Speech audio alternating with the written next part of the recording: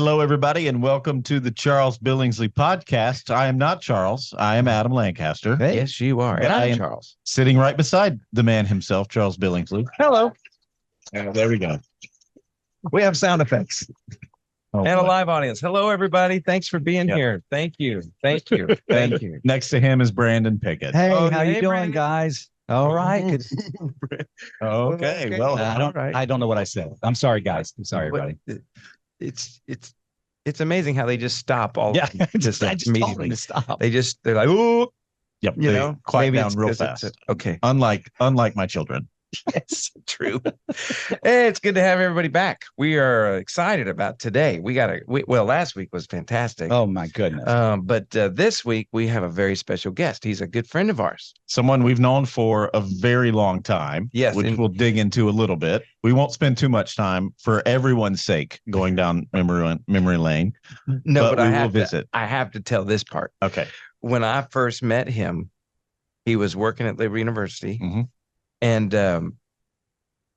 he was known for these card tricks. Amazing. He's like an amazing magician, Yes. and he had this one card trick where You still remember the exact trick? Yes, because I still to this day can't figure it out. But like he would, you'd pick a card, blah blah blah, and then he would guess your card, but then it would be underneath his foot.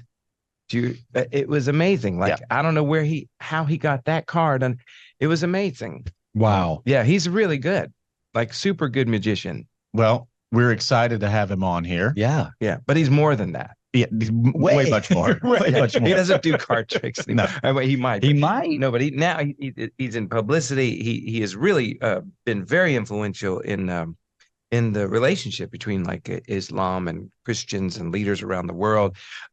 He travels around the world doing all kinds of things.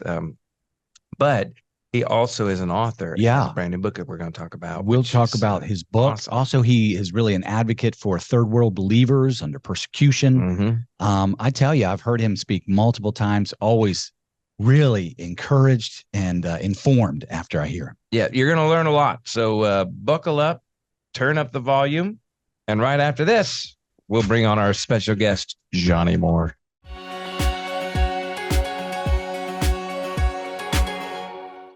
Welcome back to the Charles Billingsley podcast. We're so glad that you joined us for this episode, and it's going to be so informative, encouraging, enthusiastic about really all over the world. You're going to learn a little bit about believers all over the world, and I can't wait to introduce our guest. Johnnie Moore is with us today. Yeah. Let's all say, hey, Johnnie Moore. Johnnie Moore. Hey, Johnnie. Hey guys, thanks for having me. Though I'm rethinking Thanks this for after coming. listening to your early banter. I'm not sure if this is a He's good like, idea. oh no. Oh no. Well, first question, gotta know, you still doing card tricks? I'm retired. Let's say I'm retired. Oh man, But I guarantee I you were so can- good. You were so good. I mean, he really was. And then you became the campus pastor at Liberty University for quite a few years. From there, you left and went to California to work with who? With Mark Burdett and Roma Downey, the Wow. big mega producers. Yeah. So you're hanging out on the set of Survivor, I guess, and Shark Tank and all these other incredible shows that The he Voice. created. Did he do The Voice? Isn't he the voice? He did the voice. It does the voice. Yeah. I mean, when I worked for Mark, he had 5 of 7 nights of the week. He had the #1 show in America.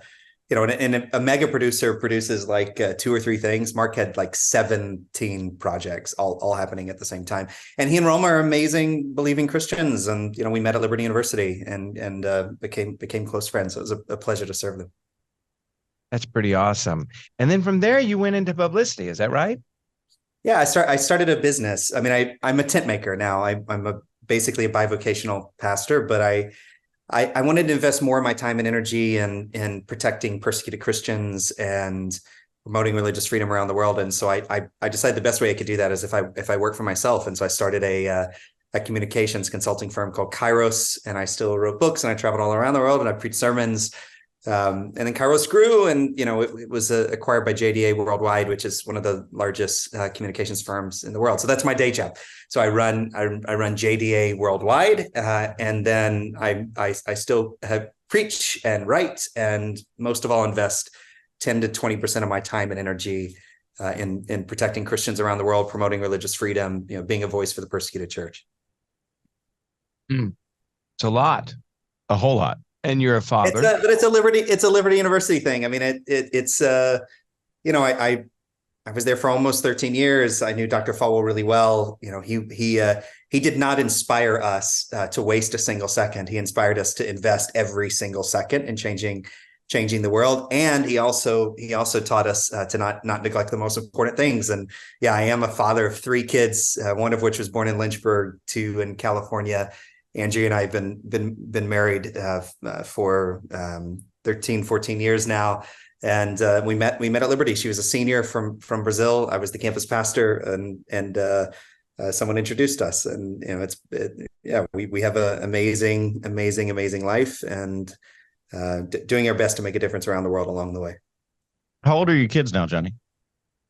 Yeah, they're 10, 9, and 6. So Wow. Edward, Catherine, and Alexander. Okay, so we goes by fast. Talked about how we're getting older. I have a freshman in high school, Johnny.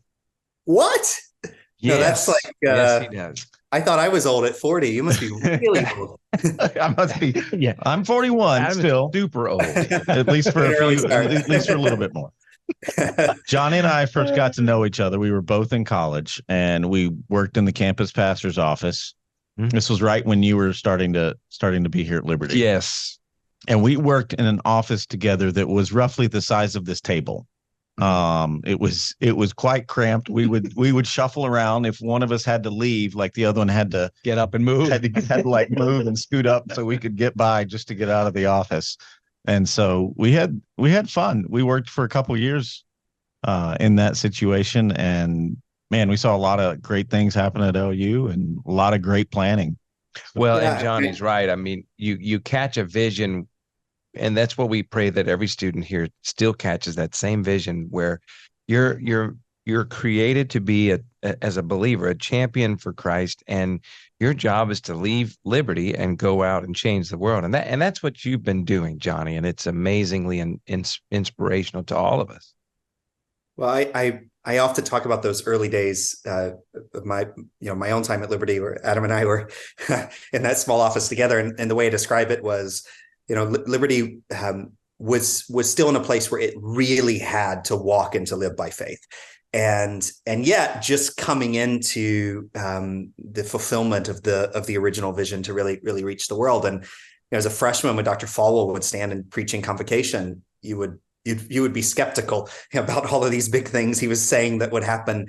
But by the time you were a senior, you would believe anything because you had seen everything happen. Right. And yeah, I really cherish that time of my life. But I remember teaching in the Center for Global Engagement that God was going to call some of these students to be tent makers, to take their vocation and to use it as a witness, around the world. And when I was preaching those sermons and teaching those students, I just didn't imagine that would be God's will for me. I mean, I thought I was going to be at Liberty forever.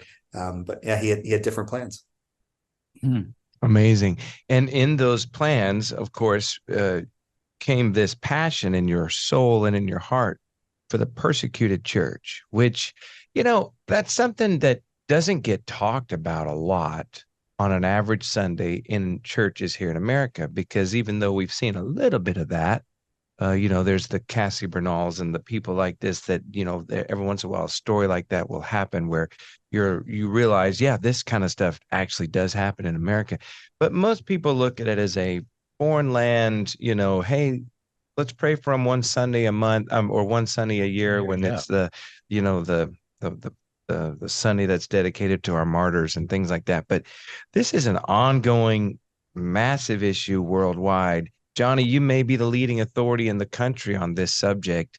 Can you just give us kind of before we get into the depths of this, give us an overview of where we are in 2023 as the kingdom of God, as Christians worldwide? Give us a little picture of what persecution looks like in this day and age. Well, any high school student at a certain point will have to read A Tale of Two Cities the famous novel, and it begins with the line, "It was the best of times and it was the worst of times," and that is a perfect description of the state of the church around the world. Like, it is the best of times. I mean, Christianity is growing at a rapid pace all around the world. Some of the fastest growing Christian movements in the world are in places like the Islamic Republic of Iran and communist China. Wow. The church is growing. There are probably 800 million evangelicals alone around the world. It's the best of times in that sense, and it's also the worst of times. We saw more martyrs in the 20th century than in the previous 19 centuries combined. Routinely in Western Africa, you have whole states in countries like Nigeria where the Christians are basically cleansed by extremists. They go in, they burn the churches, they kill the children. They do it in these grotesque ways. Everybody in 2014 and 2015 was watching as ISIS did all of this horrible stuff. And yet more Christians were killed in a single state in Nigeria in that same year than ISIS killed at their height in Iraq and Syria, with the whole world attention looking at the Middle East. This mass persecution was happening in Western. We in effect could see a Islamist caliphate in Western Africa while the world's sleeping. So it's a really, really, really bad time, physically speaking, to be a Christian in many parts of the world. And yet the church is rapidly growing. And that's the story of Christian history. It's also the story of the New Testament, which is why it makes it such an absurd fact, exactly what you said, that people don't really talk about it. There's like a Sunday or two of the year dedicated to it, but you can't turn 2 pages in the New Testament without running into a persecuted Christian, or Paul praying for the persecuted church, or raising money for the persecuted church. And I think we ought to pay more attention to it with intentionality. When was it that God really put that on your heart about the persecuted church? Because here you are, you're at the largest Christian campus in the world. You're the campus pastor. I'm sure it's so fulfilling, but just constantly multiple things to do. How do you get from there to the persecuted church? It was when Adam and I were working together in the campus pastor's office. I went overseas for the first time, and I encountered a persecuted Christian. I remember that campus church service after I returned from that trip, and we were in the old Schilling Center. And I remember just weeping through the whole service. I couldn't get through the service because I felt like everything that I had read in the New Testament, I had just seen with my own eyes. And it's because of liberty. And then this sort of crazy thing happened where I wrote an editorial that said we ought to care more about persecuted Christians. The editorial went viral, and all of a sudden I started getting calls to Congress and to meet with all these leaders and to travel all around the world. And it demonstrated to me the power of one single voice. And I think that's the best thing that we can do for the persecuted church. We should call our members of Congress. We should be an advocate for justice and against injustice. We should make sure that crazy things don't happen, like giving billions and billions and billions of dollars of taxpayer money to persecuting regimes. But the single best thing that we could do is we can be a voice for the voiceless. We can tell their stories, be an advocate for them. I'll do it this week. I'll go to the United Nations on Friday, and I'll have them. I'll attend an event on remembering the anniversary of the death of Mahsa Amini. To my knowledge, she wasn't a Christian, but she was the young Iranian woman that the Iranian regime killed in cold blood that sparked marches all across the country. They want us to forget her, but I will be there Friday to remind the world of her, and every world leader that steps into the United Nations that's going to the General Assembly of her. And that's the best thing that we could do. We can be a voice for the victims, tell their stories, and then God will awaken the conscience of people. I had a question on the tip of my tongue and I forgot it, but it was important too. And then I had to sneeze. Johnnie, those two things can't coexist. No, it's hard. But I was just wondering, about America itself. I know we see pockets of persecution here and there in little moments, but to me, it seems like in America, the church, we're not enduring as much physical persecution, but there's other ways that they, like, laws being passed restricting the rights of churches, things like that. That's kind of the way America goes about the persecution of Christians, isn't it? Yeah, the way I talk about it is I always advise hesitancy about comparing the discrimination or marginalization of Christians in democracies to Christians being beheaded in Africa. Okay. Right. However, when you sit down with persecuted Christians anywhere in the world, and I've done it now hundreds and hundreds of times, they always, in my experience, say the same thing. They say, it didn't begin this way here. It began with discrimination in the marketplace. It began with our kids being treated differently in school. It began with a slow squeeze. And wow. I'm not saying that will happen in America. I'm quite optimistic that America has this incredible way of figuring things out, even when it goes awry. It's why the first clause of the first sentence of our First Amendment relates to religious freedom. But there is this like shock to the system when you realize that the fundamental question is the same, right? If it's a terrorist looking at a Christian and saying, change your beliefs or else, and they're going to kill the Christian, or if it's in a democracy and they say, change your beliefs or else, and in a much more say a less grotesque way of forcing an ultimate outcome. That is a shock to the system. We don't want to compare the two experiences, but we do need to learn from the similarities. And on that level, there is a similarity. There's too much of this going on in America and in Western Europe and other places today in democracies of people power saying, change your beliefs or else. And that should be a shock to the system for all of us. And there's a lot of that going on, even in our nation. I mean, it's like suddenly, because if you don't change your belief, we'll cancel you. We'll shut you off. We'll kick you off. Well, I was watching just the other day a lady just trying to talk about the Lord and pray in a school board meeting, and she was shut down here in Virginia. And Virginia is a very interesting state for this, and because you have Northern Virginia and the Southeast Virginia, it's very, very hard to be Christian. And then there was Christian families wanting to adopt, and they can't adopt because they don't accept the LGBTQ plus lifestyle. Those are persecutions. It's just not at that level, Johnny, is what you're saying. You don't compare them, but there is persecution. You know, in the United States of America, we're not a theocracy, right? That was never the vision, and we should never.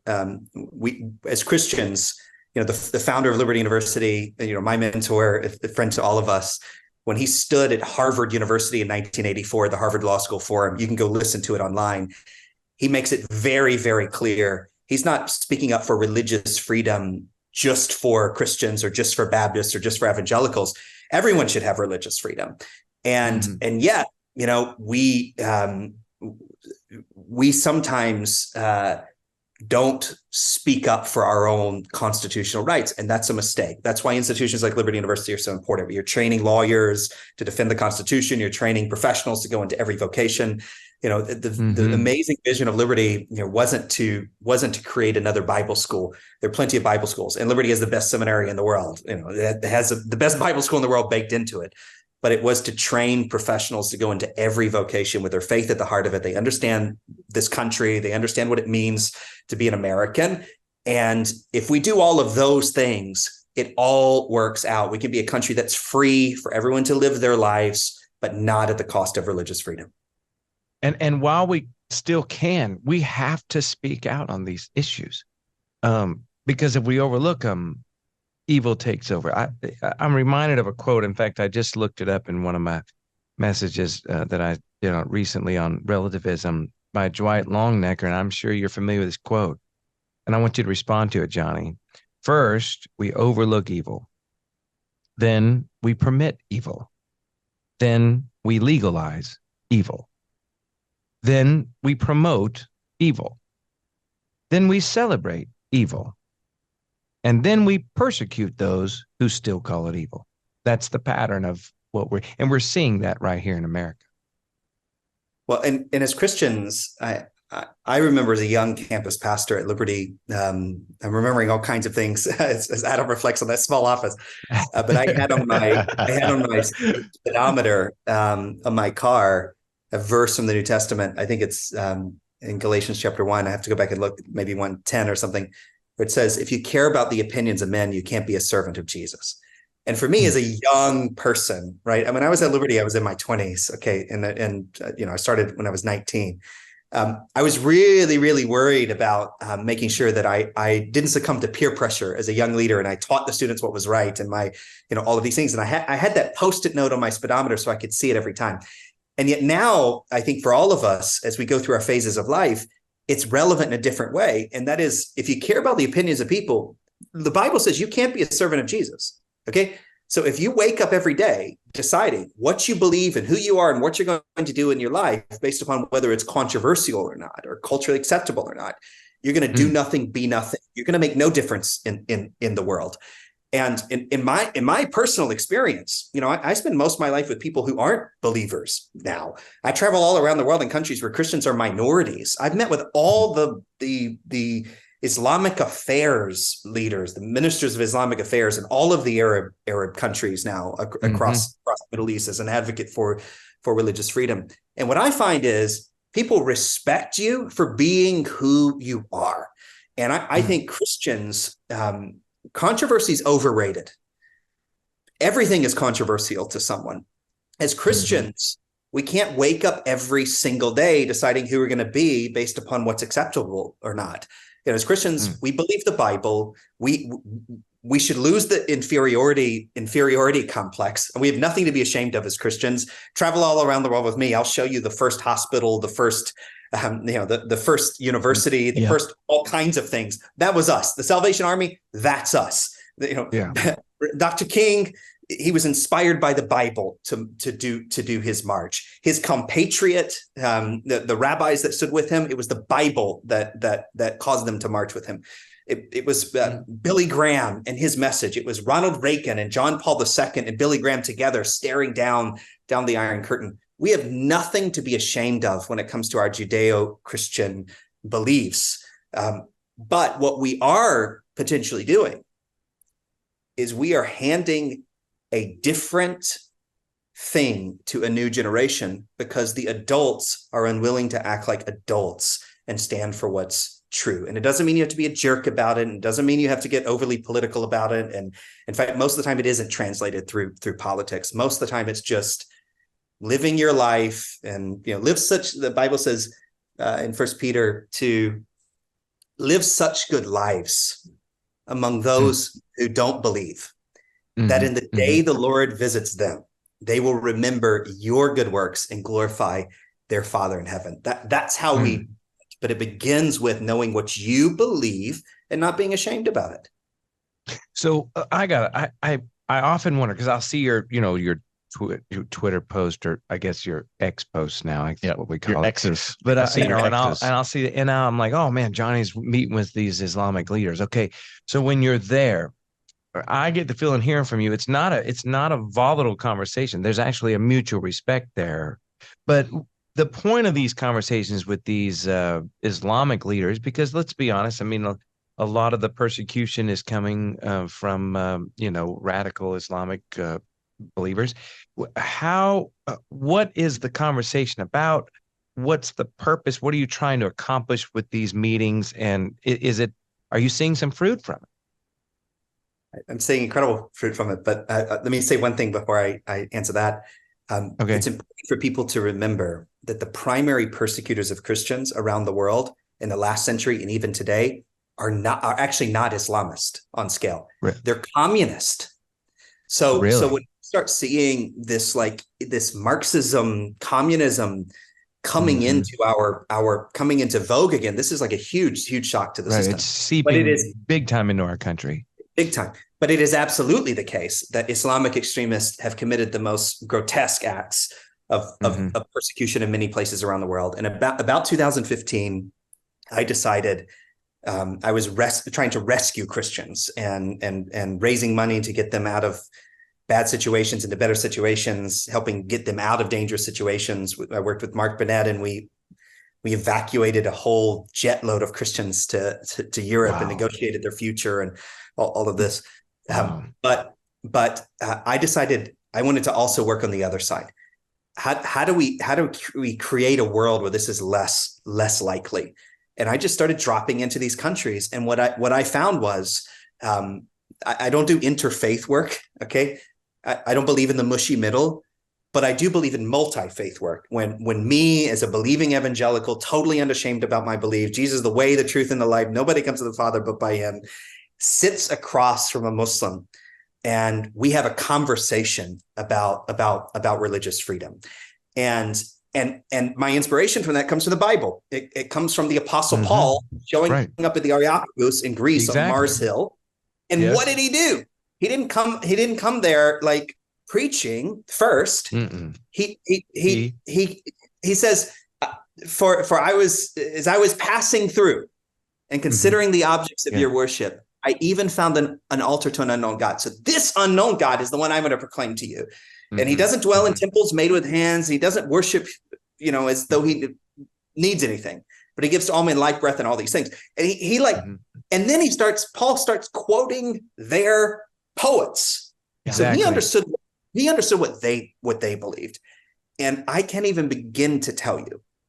In fact, I can't tell you most of it. The amazing conversations I've had all across the world, as I've tried to be a witness for the best of Christianity in very, very difficult places. And what I've discovered is amazing things. Like the United Arab Emirates made peace with Israel in the Abraham Accords. And I don't believe there would have been peace with Israel in the Abraham Accords had something else not happened. This country, the UAE, is like 52, 53 years old. Okay. All that stuff you see with Dubai and all this modernity and everything, 52 years. 62 years ago, it was a desert. Yeah. And a evangelical couple showed up in that desert and found the leader of the UAE and asked if they could start a hospital. And it was the first hospital in the country. And before they started that hospital, a third of mothers and a half of children were dying at childbirth. But those Christians started that hospital, and the current president of the UAE was born in that hospital. The ambassador to the United States was born in that hospital. The foreign minister was born in that hospital. Virtually the whole royal family in the UAE was born in that hospital. And today, if you go to Abu Dhabi and you're lucky enough to get to the Majlis on Friday, and you sit with the leaders of that country, a country that's a wonder of the world in every way you can calculate it, and you ask about the Kennedys, this couple, and they will say it, as they've said it many times before, they would say, those Christians loved us before there was oil. And they weren't missionaries, and they didn't come to plant a church, and they didn't do anything. They just loved the Lord, and they started a hospital, and they were a light. And they did it in a Muslim country, and they love those Muslims, and they're their friends. And for me, and all over the Muslim world, I met with most of those heads of state, all these things. And I genuinely love those people. They're my friends. And they don't view Christianity through the lens of television or something they see in, in politics or war or peace or all these things. They view it through their friend, Johnny, and the local people that live there day in and day out. And I think that is, that's the product of Liberty University in my life. And so that, I spent a lot of time with Muslims. I did not know that. No, I didn't. About the UAE. Yeah. That is amazing. Wow. Thank you for sharing that story. I've got a whole new perspective now. I do too. On that country, and actually the Middle East, and I can't wait to hear even more. Why don't we take a little break? And John, if you can hang with us, we're going to take a break. And could you come back and tell us about your new book about martyrs? Happy to. Yeah. All right. We'll be right back on the Charles Billingsley Podcast.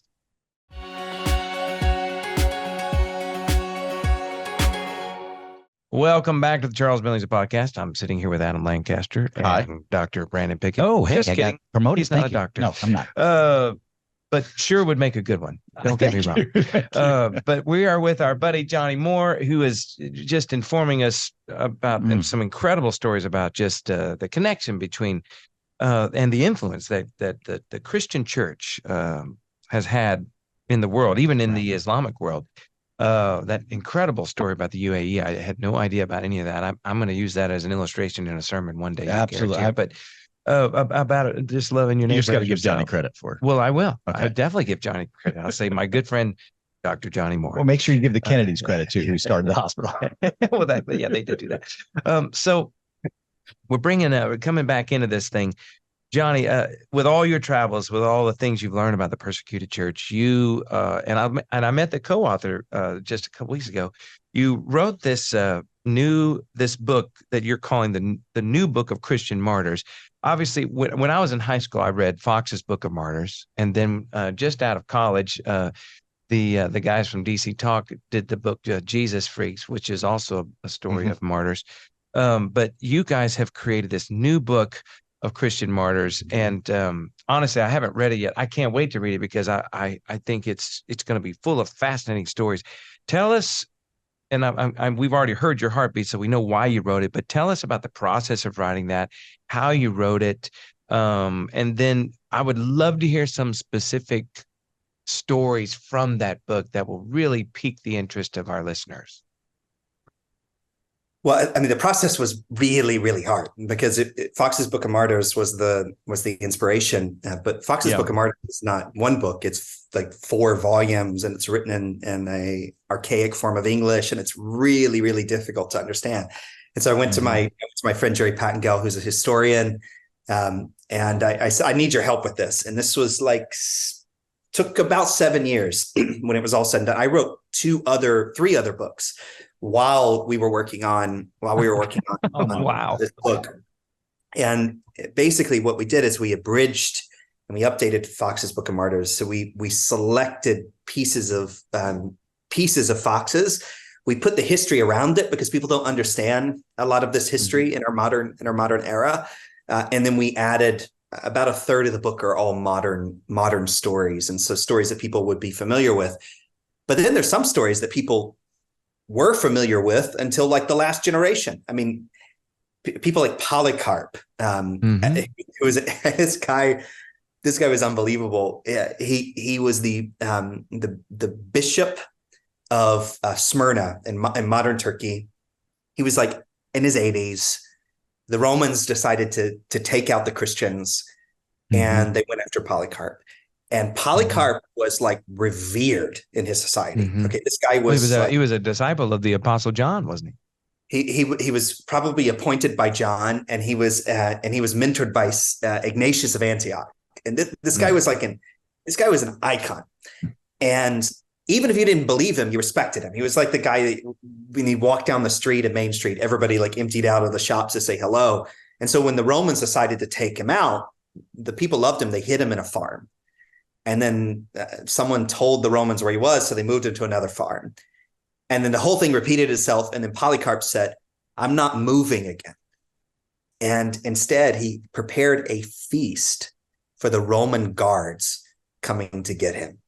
Wow. And he fed them. It enraged them. They took him off to the Colosseum. And then there are all these like miraculous things. Like he walks inside the Colosseum and this voice from heaven says, be strong, Polycarp. And they say they try to force him to change his beliefs. And he says, for 86 years, I've served Jesus and he's never forsaken me. How can I possibly forsake him now? They get more angry. They decide to set him on fire. It's like incredibly courageous older gentleman. He says, instead of being concerned about the flames on earth, you should be concerned about the flames in hell. And then they lose their mind and they try to set him on fire. The historians say the fire wouldn't touch him. It wouldn't touch him. And so then they stabbed him over the fire, and as the account goes, this like fragrant aroma filled the entire Colosseum. And it's an amazing story. Every Christian for centuries knew this story, and like no one knows the story now. It's unbelievable. And there's so many stories. There's so many stories like that. And by the way, stories of men and women, through all of Christian history, like Saint Augustine, who everybody knows about Saint Augustine. Incredible author, amazing story himself. He was wild as anything. His mom was praying for him. He converted and became one of the great Christian authors in history. But he did 4 sermons where the illustration for his sermon was a woman named Perpetua. And Perpetua was killed in the Colosseum. She was not from a poor family like a lot of the early Christians. She was from the family of an aristocrat. And so her conversion brought shame on the whole family. Her father begged her to recant Jesus. And he's pulling his beard out as she's on trial and mourning. But Perpetua had a hobby. She was a writer, and she wrote a diary of her whole experience. And she had a newborn baby, and she writes about being in the dungeon trying to calm her baby. She writes about the sound of the animals next door. She writes about a dream that she had the day before she died, where this wild beast was trying to take her out. And she awakens from the dream, and she writes in her journal, at that moment, I realized that I was not fighting against animals. I'm fighting against the devil himself, and he will not prevail. And then when they go to kill her, the animal knocks her down, and her hair falls down. And in that culture, if your hair was down, it was a sign of mourning. So Perpetua manages to put her hair back up because she didn't want anyone there to mistake what was happening as her being sad. She wanted to be prepared to enter heaven, and she wanted to defy all those bloodthirsty people. And she died that day. She was 22 years old. I mean, so whereas Polycarp at 86 are this incredibly courageous 22-year-old standing up against her whole family with a newborn baby, and Augustine, I often say everyone admires Augustine, but if you want to know who Augustine admired, he admired this 22-year-old martyr named Perpetua, a story everyone knew, almost no one knows now, and they go all the way to our modern time. Wow. Fantastic stories, I'm sure, all throughout the book, man. It's available wherever books are sold, as they always say. As they say, wherever books are sold. Yeah, and I think that you have an audiobook on this. Is that true as well? I saw somewhere that because a lot of us who drive a lot put that on. And just are you the one doing the audiobook? No. Okay. The book's 600 pages, and so Wow. Yeah, 7 years worth of research. Listening to me talk for 600 pages is is not good. So it's professionally recorded by Oh, good. Okay. But I mean, if you can't as a believer read these stories and not be inspired of the people who it's not just boldness, it's something deeper than boldness. It's not just something that these people say they believe. They believe it so deeply that they're willing to take any kind of punishment, any sort of torture, and stay faithful. I think that there's a secret to Christianity that you only understand if you're being persecuted or if you're helping those who are. Mm-hmm. And our history is a history of people being willing to die for a faith that we're barely willing to live for. And these are not superhero Christians. These are regular, everyday believers who actually believe what the Bible says. And I think one of the reasons we have so many Christians who say that they're Christians, they don't believe anything, is because they don't know the cost of this faith. And in my own case, I always say, exposure to the persecuted church saved my spiritual life. I just felt like a door was being opened, and all of a sudden the lights came on, and it all clicked in my head. That's beautiful. So I have a question for you, Johnny, and shift gears slightly a little bit. Here at Liberty, and then you did the work with Mark, and then now you're in the publicity world all the time, and you've got this persecuted church lane that you're also running in. So you've got these two coexisting aspects of your life. with everything that you saw, because you were deep in entertainment culture, working with Mark. Now you're also working in uh, publicity and communications and leading those areas as well as you did with Mark. What are some? How does what you see with the persecuted church and the reality of that influence leadership and how you make decisions in the more corporate environment? I think it helps me a lot because the world is a complicated place. I always tell people that everything is more complicated than it seems, and you only understand what you believe when you understand why people disagree with your beliefs. And the most important question is not the questions about what you know, it's what you don't know. And experiencing Christianity all around the world has made me a better professional, because when I walk outside of my office here in Washington, D.C., which is the most powerful place in the world, or if I'm in London or in Riyadh or in Cairo or in Tel Aviv or Jerusalem, I feel like I'm a better I understand. I go as a student, as opposed to a teacher. And I think that is the story of the early church. I mean, one of the reasons why the church grew as quickly as it grew is people stayed in their professions, and I don't know if I'll always be a business person. I didn't plan on being a business person. It all happened by accident. I'll probably go back to my, to teaching one day. But as a business person, I don't find a world opposed to my beliefs when I'm sitting around a table with people who are different than me, or having coffee with them, or walking down a street in some city on the other side of the world. And so it's actually made my faith stronger, because I think that a lot of times when you only hear Christian things and you live in a Christian world,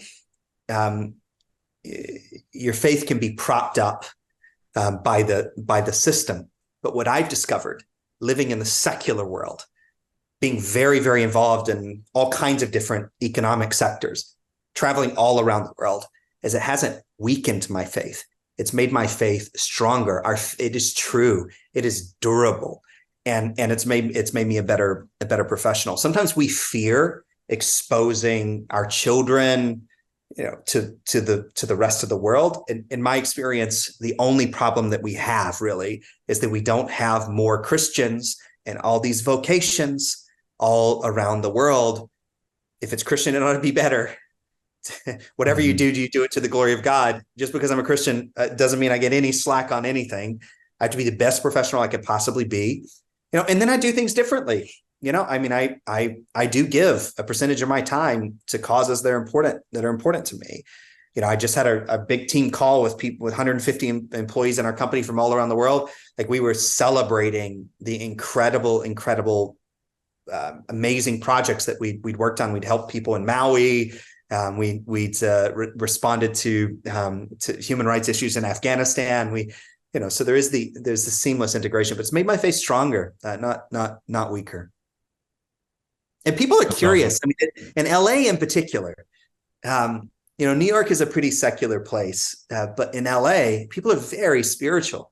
And I remember when I went to Hollywood, I'm a Baptist. I don't drink. I never have in my entire life. And a lot of business is done in Hollywood around drinks. Mm-hmm. And I have my sparkling water, and which means one of two things. It either means I'm like an alcoholic, and I'm avoiding it all, or it means I'm religious. And I'm having this conversation with people, and I remember one distinct conversation one time. Oh yeah, I don't drink. Well, why don't you drink? I'm religious. Well, I'm a Baptist. Well, what's a Baptist? Well, it's kind of like John the Baptist. He was the forerunner to Jesus, and he avoided lots of things with his life. I'm a Baptist, so we have a relationship with John the Baptist. And the person says, "So you're like a monk?" Sure, there's certain things I don't do, and yet, it's also important though that we don't present this like veneer of perfection. But what I found is that it always makes way for amazing conversations. And so my faith is stronger, not weaker, from the world that I live in. That's awesome. Well, we want to just encourage you to keep doing it, Johnny. Yeah. You're making a huge difference. In fact, we want to ask you one more question before we go. We ask this to every person that comes on this podcast, and you're a man of vision. So this may be a long list for you, but as you move throughout your days and throughout your life, and Dr. Falwell used to ask something like this, fairly similar to all of us often. Mm-hmm.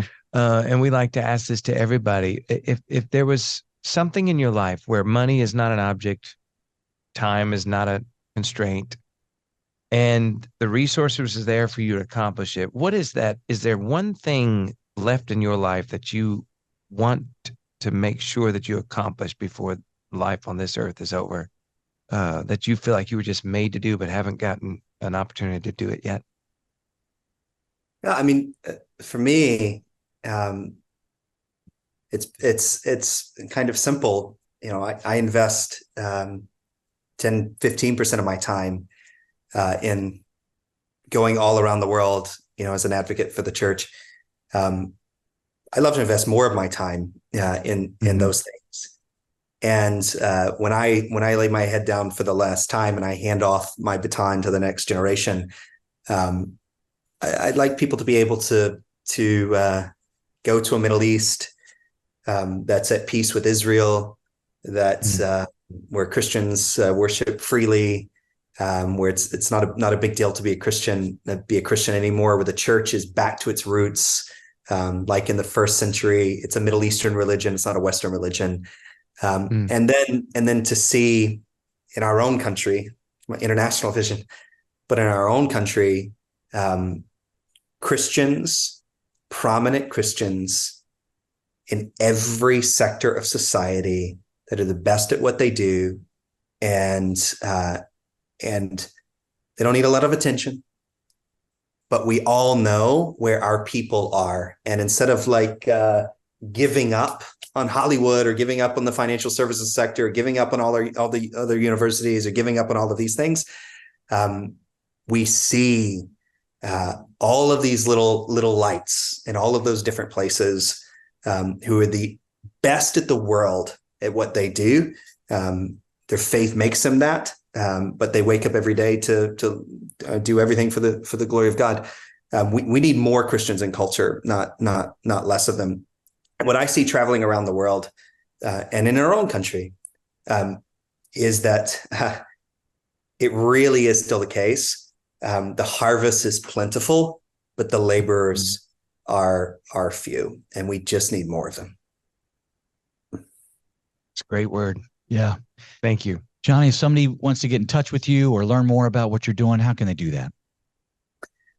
You can just find me on Twitter. That's a good place to do it, or jdaworldwide.com. You can hit contact us. It'll find me. jdaworldwide.com. Awesome. Thank All you, right. Johnny. We appreciate who you are, what you do, and we appreciate your time this morning. Thanks for joining us. Thanks for having me. Good to see you.